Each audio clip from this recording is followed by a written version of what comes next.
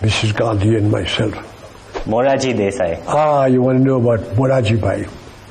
You've been dying to tell that story, haven't you? I've got 2 or 3 stories about Morarji Bhai.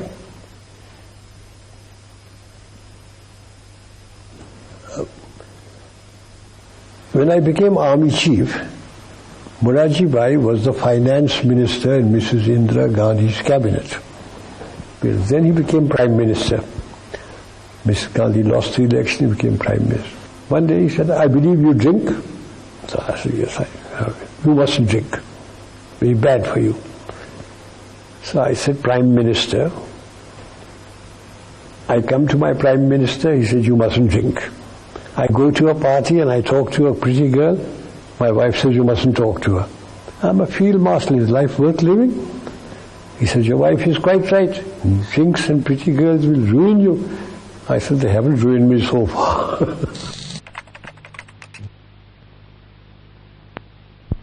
After partition, I became director of military operations, and I remained director of military operations for 3.5 years.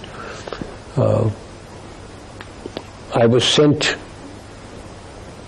to Kashmir with VP Menon, who was the state secretary. The Maharaja's army had, the Muslim element had revolted, the tribesmen had come in,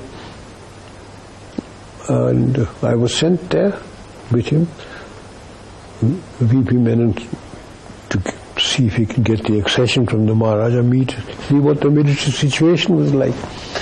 And at about midnight, the Maharaja signed. He kept on saying, you must send soldiers in. He said, we can't send soldiers into your state unless you accede to India. So at midnight he acceded to India. VP Menon handed over the accession papers to Mountbatten. Mountbatten looked at me. He said, Manekji. He didn't call him Manek. Manekji, what's the military situation like? I said, very bad, sir. The tribesmen are busy looting and raping about 9 kilometers away from Srinagar and the airfield. If they once get in, we've lost Kashmir, because we won't be able to fly troops in, etc. So he looked at Nehru, and Nehru talked and all, until Sardar Patel lost his temper. He said, Jawaharlal, do you want Kashmir or do you want to hand it over? He said, of course, Kashmir is ours now. So he said, will you issue orders?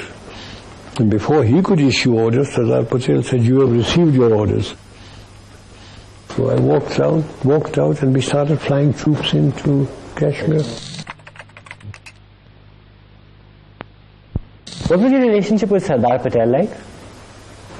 Sardar Patel was Home Minister, and I had a good relationship with him. Every morning, VP Menon and I would go to his place, and he would be sitting down there.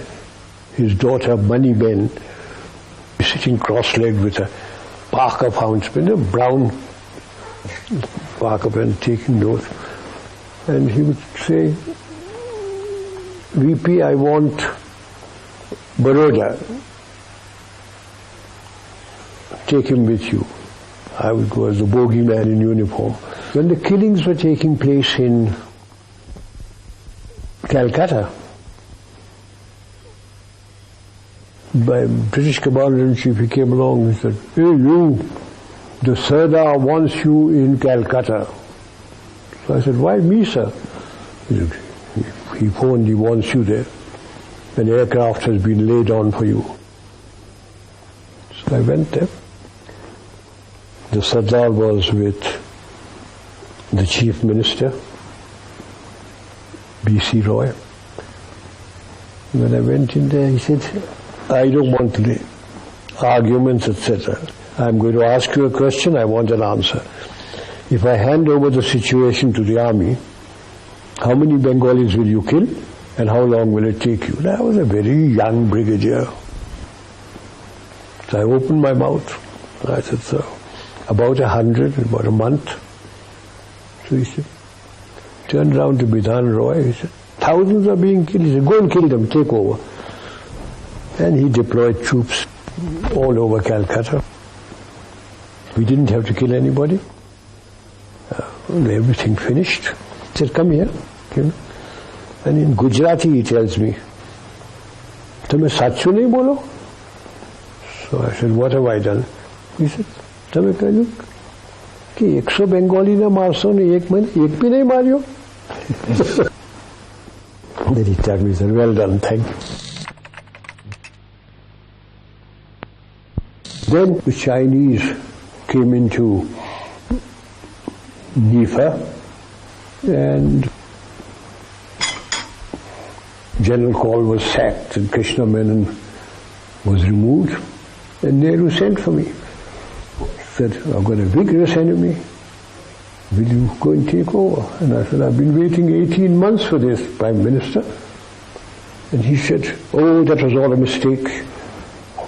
That was all a mistake. Will you go? I said, yes, I'll go. So I took over the thing. And so I always say that the Chinese came to my rescue. If the Chinese hadn't come in, and if Krishna Menon and Kaul hadn't been sacked, I don't know what they would have done with me. I said, I don't want to know what happened in the past. All I want to know is, who are my commanders? Where are the Chinese? How much ammunition have I got? How much oil, petroleum and food have I got? I just leave the map to be here. Mr. D. After half an hour, I rang the bell, they came in, and I said, I don't know whether I'm doing right or wrong, but these are my orders. And that was the time when the Chief of Staff took it, hat off, flung it on the ground, jumped on it. He said, thank effing God, at last somebody is giving orders. We have never had orders before. And my orders were that we start advancing. So where? No, Khanna, Leja.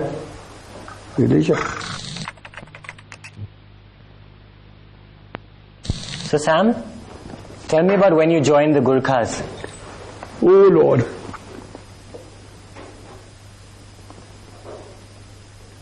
In the Indian Army, there were 10 regiments of Gurkhas. So when India got independence, like the Pakistan, people went to Pakistan, certain regiments went to Her Majesty's Gurkhas and certain regiments remained in India.